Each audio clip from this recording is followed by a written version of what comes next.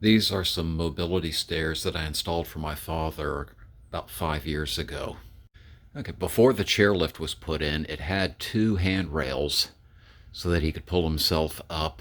The top tread is only an inch below the inside floor to make it easy to transition from the stairs to the house. The tread is 11 inches long so that an entire foot can stand on each step.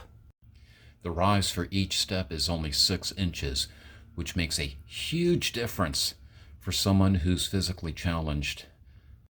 The riser is 1/8 of an inch proud of the nose of the tread so that toes don't get caught and cause a tripping hazard.